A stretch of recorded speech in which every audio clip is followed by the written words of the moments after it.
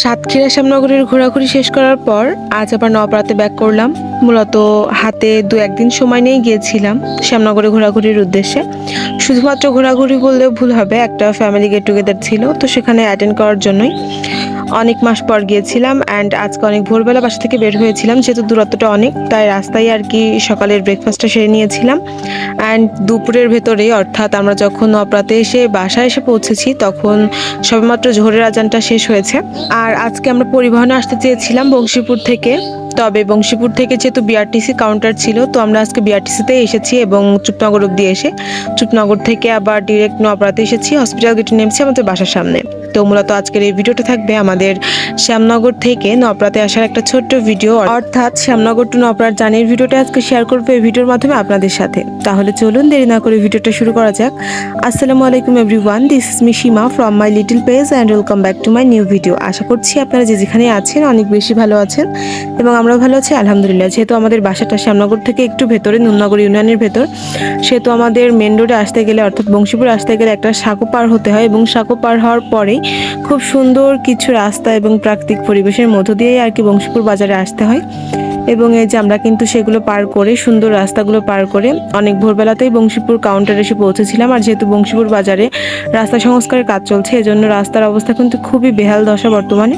তো আমরা গিয়েছিলাম আধ ঘন্টা আগে, যেহেতু আমাদের দূরত্বটা একটু বেশি ছিল বাসা থেকে মেইন বাজারের দূরত্ব। তো ভেবেছিলাম যে হাতে একটু সময় নিই, পারলে একটু যে কাউন্টারে বসে থাকবো, কিন্তু যাতে আমাদের লেট না হয়, যাতে আমরা বাস মিস না করি, সেজন্য আমরা আগে ভাগে গিয়েছিলাম। অ্যান্ড যাওয়ার পর আমরা ভেবেছিলাম যে শ্যামনগর থেকে ডিরেক্ট পরিবহন নিব, বাট আমরা যখন বংশীপুর বাজারে এসে নামি, সেখানে দেখি যে বিআরটিসি কাউন্টারে অলরেডি একটা বিআরটিসির বাস ওয়েট করছে খুলনাতে যাওয়ার জন্য। থেকে বিআরটিসিতে ওঠার পর আমরা চুকনগর অব্দি যাবো এবং চুকনগর থেকে ডিরেক্ট একটা যে কোনো গাড়ি রিজার্ভ করে নিয়ে বা যে কোনো গাড়িতে করেই আমরা নওপাড়াতে নামবো। তো যেভাবে সেই কাজ আমরা কিন্তু এই যে টিকিট কেটে নিয়েছিলাম। অ্যান্ড কাউন্টার থেকে আমাদের 7:30 নাগাদ বাস ছেড়ে দিয়েছিল। এই যে আমরা টাটা বাই বাই করে দিচ্ছিলাম সাতক্ষীরাকে, শ্যামনগরকে।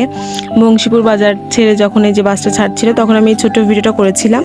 আর এই ভিডিওটা কিন্তু সকাল 7:30টার সময় করা, তখন রোদ ভালো করে উঠেছিল না। এবং আমরা যখন শ্যামনগরে আসি, শ্যামনগর বাস কাউন্টারে সেখানে 15 মিনিটের জন্য ব্রেক নিয়েছিল, কারণ এর মাঝে আর কখনো বিআরটিসির বাস থামবে না, ডিরেক্ট চুপনগর যেয়ে থামবে। তো আমরা কিন্তু এই শ্যামনগরে যেই সকালে নাস্তাটা করে নিয়েছিলাম, যেহেতু আমরা বাসা থেকে বের হয়েছিলাম অনেক ভোরবেলাতে, প্রায় 6:30 নাগাদ বের হয়েছিলাম। তো বাসা থেকে আর কি খেয়ে বের হয়নি, যদিও বামু বলছিল, মানে শাশুড়ি বলছিল যে সব কিছু রান্নাবাড়া করা আছে, গরম করে দিচ্ছি, খেয়ে যাও। তারপর অত সকালে আসলে খেয়ে আসাটা কেমন যেন একটা লাগে, কারণ অত সকালে আসলে ঘুম থেকে উঠেই খাওয়া পসিবল হয় না। তো এই যে রাস্তায় আমরা খাবার খেয়ে নিচ্ছিলাম। অ্যান্ড ওয়েদারটা তখনও একটু মেঘাচ্ছন্ন ছিল এবং পরবর্তীতে কিন্তু বেশ রোদ ওঠে। এবং তারপর আমি যেহেতু জানালার কাছে বসেছিলাম, পর্দা লাগিয়ে জানালার পর্দাটা ফেলে দিয়ে তারপর খানিকক্ষণ ঘুমিয়েছিলাম।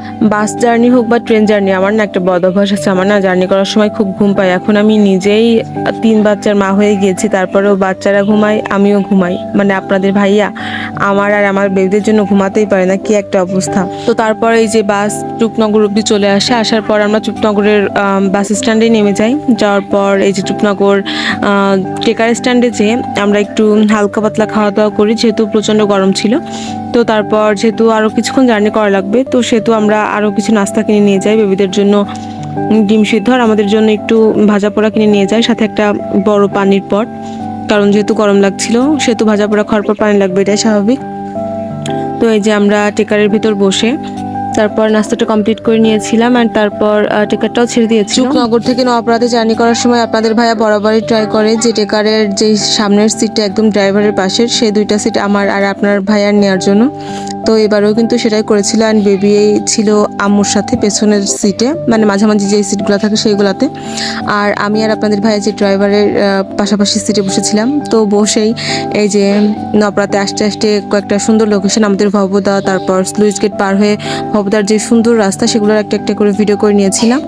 তো সেগুলো এই ভিডিওর মাঝখানে অ্যাড করে দিলাম। অ্যান্ড দেখতে দেখতে কিন্তু আমরা পৌঁছে গিয়েছিলাম আমাদের নওপাড়াতে। যে আমাদের বাসা কিন্তু সরকার হসপিটাল গেটের পাশে। অ্যান্ড এই যে এই গলি দিয়েই কিন্তু আমাদের বাসায় যেতে হয়, শাহিন ডক্টরের চেম্বারের গলি দিয়ে। তো এই যে আমরা আমাদের বাসায় চলে এসেছি।